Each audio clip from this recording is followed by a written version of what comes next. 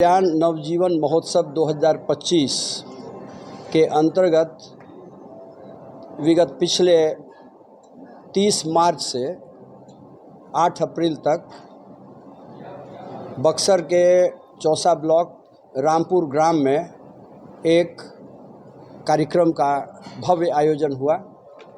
उसमें लक्ष्मी नारायण महायज्ञ, श्रीमद् भागवत कथा तथा रासलीला का आयोजन था। जैसा कि मैंने बताया कि ये सबके कल्याण के लिए और ये लोगों में एक नई चेतना, नई जीवन लाने के लिए कार्यक्रम हुआ।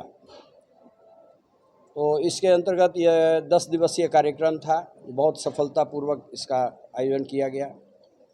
आज उस कार्यक्रम के पश्चात जो ये रामपुर ग्राम है, रामपुर पंचायत है, इसमें केंद्र बिंदु मान करके और करमनासा नदी परियोजना पिछले 50 साल से इसका इंतज़ार था कि वहाँ की समस्याएं, जो पानी के पटवन की समस्या थी, उस समस्या के समाधान के लिए बहुत लंबे इंतज़ार के बाद करमनासा नदी जल परियोजना का शुभारंभ 2025 में हुआ।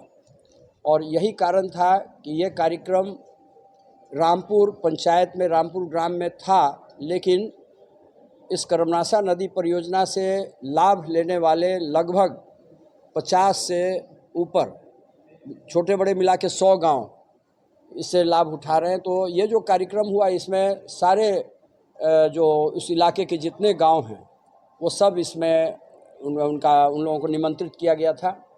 लेकिन ये मुख्य रूप से रामपुर में, जो रामपुर मिनी ब्लॉक है, उसमें ये कार्यक्रम हुआ।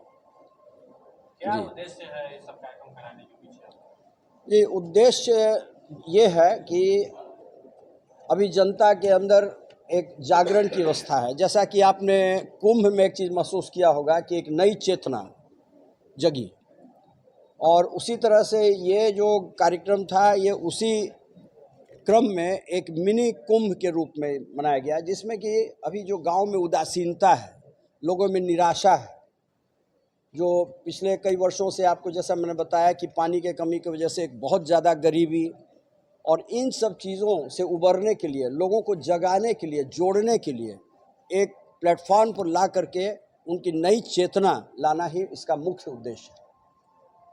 चर्चा ये भी है कि विधानसभा चुनाव नजदीक है और आप राजनीति से भी इसको जोड़ा जा रहा है। जी, ऐसा तो मैं राजनीति से मेरा दूर दूर तक कोई संबंध नहीं है। मेरा कृष्ण नीति से संबंध ज़रूर है, लेकिन मैंने ये देखा कि चुनाव के साल में बहुत सारे जो पेंडिंग वर्क काम होते हैं उसको सरकार करती है, और चुनाव जब नज़दीक आती है तो लोगों को जगाने का एक बड़ा ही विचित्र तरीका है। अलग अलग मॉडल है। मैं किसी का नाम नहीं लूँगा, लेकिन वेस्ट बंगाल का मॉडल अलग था। यहाँ पर भी आप जानते हैं कि बिहार की सबसे बड़ी विडंबना है कि जातिगत सारी चीज़ जातीय स्तर पर। यहाँ हम लोगों का उद्देश्य है कि लोगों को आत्मिक अंतरात्मा से जगाना, ताकि जात पात की बात, जब उनको इलेक्शन आता है तो उनको लोभ लालच दिया जाता है। अगर व्यक्ति अंदर से जाग जाए, उसकी आत्मा जाग जाए, तो वह स्वतः निर्णय ले लेगा कि किसको वोट देना चाहिए, क्योंकि प्रजातंत्र के बिना तो कुछ नहीं चल सकता है। तो यहाँ पर उद्देश्य राजनीतिक नहीं है, ये आध्यात्मिक उद्देश्य है, ताकि लोग राजनीतिक निष्कर्ष, राजनीतिक निर्णय शुद्ध भाव से ले सकें, उनकी बुद्धि पवित्र हो। क्योंकि अगर उनको कोई गलतफहमी रहेगी तो ये जो कार्यक्रम होता है, जैसे कि लीला, रासलीला, इसके अंदर लोगों को एक नीति सिखाई जाती है। ये कथा, उसके माध्यम से वो बहुत अच्छी बातें सुनते हैं, समझते हैं, उनकी बुद्धि जागती है। तो गीता में जैसे श्री कृष्ण ने अर्जुन को जगाया, उसी तरह से एक ये प्रयास है। और हमने इसमें दो मत नहीं है कि हमने वर्तमान सरकार को और अन्य पार्टी के लोगों को भी बताया है कि अगर ये मॉडल उनको पसंद आए तो इस साल 4 एमएलए और अगले साल 8 मुखिया। ये बहुत ज़रूरी है कि जब चुनाव हो तो लोग, आम जनता, बिना लोभ लालच के, बिल्कुल अपने बुद्धि के हिसाब से, अपने स्वच्छ मन से वोटिंग करें। ये बहुत ज़रूरी है।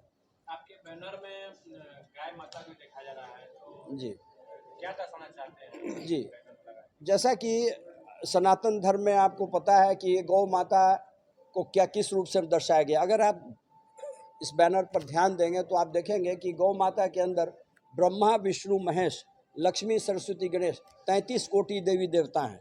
जैसे हमारे भारतीय संविधान में शक्ति का केंद्र होता है, वहीं से सब संचालित होता है। तो सनातन होने के नाते, सनातन सिद्धांत को मानने के नाते हमारे देश में जनता को ये पता होना चाहिए कि अगर आप इस गौ माता से जुड़ते हैं, जो भगवान का ही प्रारूप है। ऐसे शास्त्रों में कहा गया है कि भगवान श्री कृष्ण ने अपने आधे बाएं अंश से प्रथम गौ सुरभि को प्रकट किया। तो लोगों को ये समझ में आएगा कि ब्रह्मांड का संचालन, इसको काउ जो वर्ड है इसका बहुत सारे माने हैं। एक है कॉन्स्टिट्यूशन ऑफ वर्ल्ड, ब्रह्मांड का संविधान। तो लोगों में अगर ये चेतना जाग जाए तो क्षुद्र बुद्धि खत्म हो जाएगी। उनको ऐसा लगेगा कि भाई ये गांव का नियम, राज्य का नियम, राष्ट्र का नियम, ये हम लोग ये बताना चाहते हैं कि आप ये समझिए कि आप किस चीज़ के अंश हैं। आपका चुनाव, आप जो चुनाव में चुनते हैं वो कैसे व्यक्ति को चुनना चाहिए। वही व्यक्ति को चुनना चाहिए जो सनातन सिद्धांतों को मानता हो, और गौ माता इसका केंद्र बिंदु है। मैं ज़्यादा तो नहीं जानता हूँ, लेकिन ये मैं बताऊँगा कि अंग्रेज़ों ने जब यहाँ शासन करने का निर्णय लिया तो मैकॉले ने कहा कि अगर इस देश को गुलाम बनाना है तो सबसे पहले इसकी रीढ़ को तोड़ना चाहिए, धर्म को। और धर्म के बीच में गौ बैठी है, इसलिए सबसे पहले गौ को वहाँ से समाप्त किया गया, गुरुकुल को किया गया, गीता को किया गया, जो हमारा आधार है। आज इतना जो कुछ समाज में हो रहा है, इतना ज़्यादा करप्शन है, क्राइम है, केओस है, इस तरह की स्थिति क्यों हो रही है? हम अपने आप को ही भूल गए हैं। हमारा सिद्धांत ही गलत है, जीने का सोच ही गलत है। तो लोगों की सोच अच्छी हो, उनकी बुद्धि अच्छी हो, उनका खान पान अच्छा हो, रहन सहन अच्छा हो, वो खुद ही चुन लेंगे सही। उनको लोभ लालच देने की ज़रूरत नहीं है, पैसे देने की ज़रूरत नहीं है, उनको नशा दारू की ज़रूरत नहीं है, उनसे गलत तरीके से वोटिंग कराने की ज़रूरत नहीं है। जी, मेरा नाम प्रभात राय उर्फ गोपाल दास है। मैं स्थानीय बक्सर जिला के रामपुर ग्राम का निवासी हूँ, और इस कर्मनाशा परियोजना से चूँकि हमारे भावनात्मक संबंध थे।